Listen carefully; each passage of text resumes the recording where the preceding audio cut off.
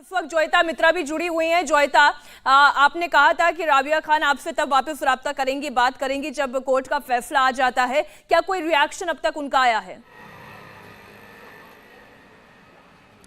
जी नहीं मीनाक्षी, अभी कोर्ट का फैसला आया ही है और मैंने उन्हें मैसेज भी किया है, तो वो जब भी मैसेज बैक करेंगी, उन्होंने कहा था कि वो कोर्ट का फैसला जो भी हो वो हमसे बात करेंगी, तो उनका पक्ष हम एक बार और फिर सुन लेंगे। इस बीच आदित्य पंचोली से भी बात हुई और उन्होंने राहत की सांस ली है और पूरा परिवार जो है इस वक्त खुश है। और जैसे कि राजेश और दिनेश भी बता रहे थे कि जिया खान का जो वो मामला था उस वक्त हमने कवर किया था और वहाँ जब वो सुसाइड नोट मिला था, मैं कहना चाहूँगी कि उसके बाद जो डायरी थी उसके हैंडराइटिंग पर उस वक्त भी सवालिया निशान थे और आज भी रहा। तो फाइनली जो डिसीजन आया है वो वक्त लिया है कोर्ट ने, लेकिन फैसला जो है अब सूरज के पक्ष में है। लेकिन जोयता, अब अगर जिया खान ने सुसाइड किया, कुछ तो कारण रहा होगा।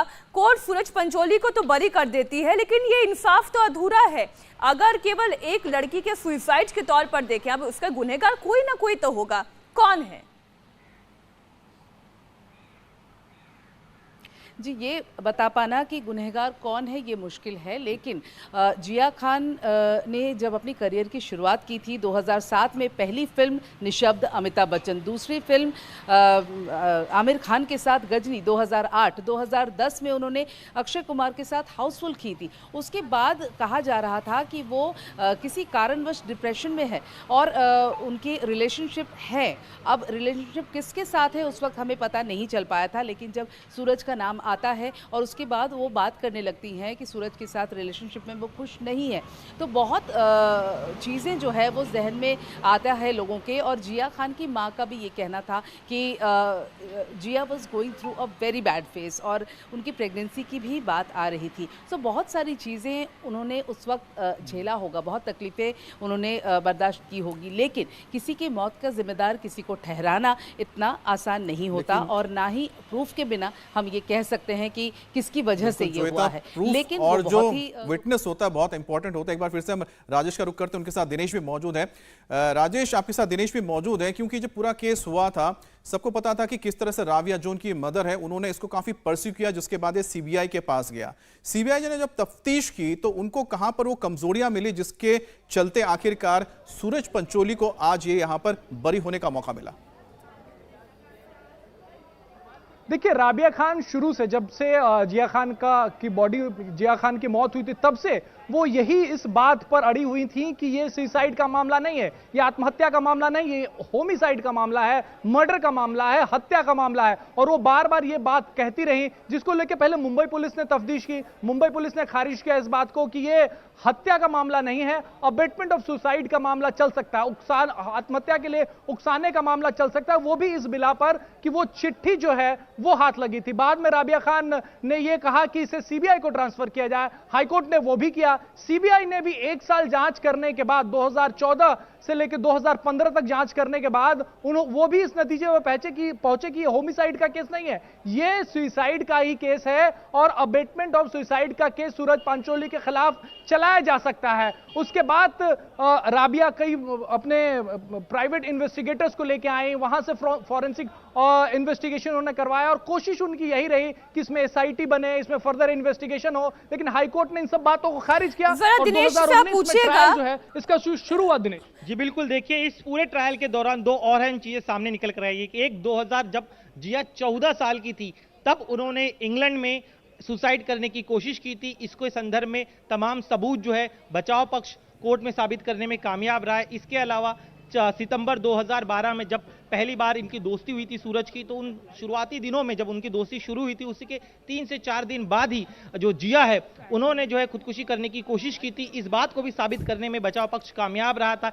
इसके अलावा पूरे ट्रायल के दौरान राबिया ने जो बयान दिए थे उन बयानों में कई बार जो है डिस्क्रिपेंसीज नजर आ रही थी, तो जो विरोधाभास थे उन विरोधाभास को पॉइंट टू पॉइंट साबित करने में बचाव पक्ष कामयाब रहा और यही वजह की जितनी दलीलें दी गई। और एक अहम चीज आपने कही कि जब ये पूरा मामला सामने आया तब ये आत्महत्या के लिए उकसाने का हुआ, लेकिन जब उन्हें कोर्ट से बेल मिल गई, उसके बाद दावा किया गया राबिया खान की तरफ से ये खुदकुशी नहीं बल्कि उनकी हत्या की गई। लेकिन न तो मुंबई पुलिस की जांच में और न ही सीबीआई की जांच में इस पूरे मामले में कोई सबूत निकल कर आए। एक और अहम चीज जो हत्या की थ्योरी थी कि जो आरोपी अगर कोई बाहर से आया होगा तो उसने गुलदस्ता जिया खान के घर के नीचे मिला था, लेकिन वो गुलदस्ता किसने फेंका था, बाहर से किसी भी व्यक्ति के घर में आने के सबूत नहीं मिले थे। साथ ही में अबेटमेंट के लिए जो जरूरी सबूत होते हैं, जो सर्कमस्टांसेस होते हैं, वो साबित करने में ठीक है दिनेश, प्रोसिक्यूशन जो है उस वक्त कोर्ट रूम में मौजूद थे राजेश जब ये फैसला सुनाया गया। उस वक्त सूरज पंचौली अपने मां के साथ ही कोर्ट में मौजूद थे, राबिया खान भी क्या कोर्ट में मौजूद थी? उन लोगों के बॉडी लैंग्वेज, उनका रिएक्शन किस तरीके का था?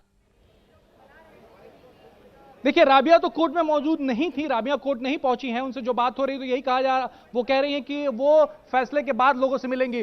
सूरज मौजूद थे, जरीना वहाब कोर्ट में मौजूद थी, सूरज के दोस्त मौजूद थे। क्या बॉडी लैंग्वेज, क्योंकि 1-1.5 घंटे तक वो कोर्ट रूम में मौजूद रहे फैसला आने के पहले। देखिए, सूरज शुरुआत में काफी तनाव में दिख रहे थे, लेकिन जैसे ही जानकारी आई कि फिर एक बार राबिया की तरफ से कोशिश की गई है कि आज का जो जजमेंट है उसे डिले किया जाए, तो उसके बाद एक सेंस नजर आने लग गया बचाव पक्ष को, खासतौर पे सूरज और उनकी जो माताजी थी उन्हें लगने लगा कि शायद फैसला उनके हक में आ सकता है, क्योंकि पूरे ट्रायल के दौरान जो बातें उन्हें रखना था बचाव पक्ष को, उसे काफी कामयाब तरीके से उन्होंने रखा। और यही वजह है कि जैसे ही जज ने कहा कि 12:30 बजे मैं जजमेंट दूंगा, उसके बाद सूरज काफी हद तक रिलैक्स नजर आया। वो अपने दोस्तों से बात करे थे, अपने माता से बात करे थे। शुरुआत में जो तनाव उनके चेहरे पे था, बाद में वो मुस्कुरा रहे थे, बातचीत कर रहे थे। यही हाल उनकी मां का भी था, मां भी काफी ज्यादा रिलैक्स थी, पत्रकारों से बात कर रही थी। उन्हें भी ये सेंस आ गया था कि जो बातें राबिया लगातार कह रही थी वो ट्रायल के दौरान साबित नहीं और शायद उनके हक में फैसला आ सकता। और जब फैसला उनके हक में आया तो उस फैसले को सुनाने के पहले सूरज को बाकायदा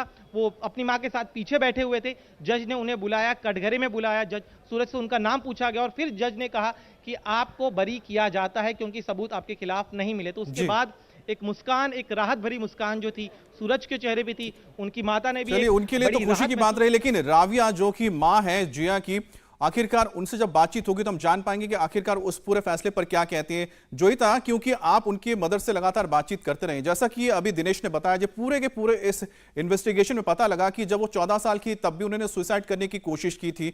उसके बाद फिर से जब मुलाकात हुई थी यहां पर सूरज के साथ, तब भी 2013 के आसपास उन्होंने एक बार फिर से सुसाइड की कोशिश की थी। तो ये जो सारी बातें हैं, क्या जो माँ है उनकी, उन्होंने, राबिया ने आपके साथ कभी जिक्र किया या कहीं पर ये बात सामने आई थी पहले?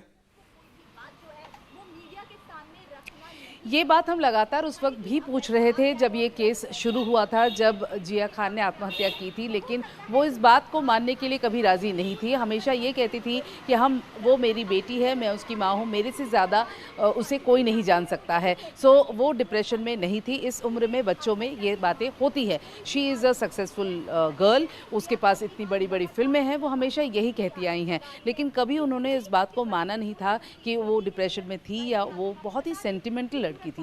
वो किसी भी बात को लेकर के आहत जल्दी हो जाती थी। और जहाँ तक यहाँ पे जब वो यहाँ पर काम कर रही थी तो वो जब प्रोडक्शन हाउसेस में जाती भी थी, सो वो एक चुलबुलापन उनमें हमेशा रहता था और काम लेने की चाह, काम करने की चाह उसके अंदर बहुत ज़्यादा होती थी। लेकिन राबिया ने इस बात को कभी भी एक्सेप्ट नहीं किया था कि उसकी बेटी कभी भी डिप्रेशन में रही हैं।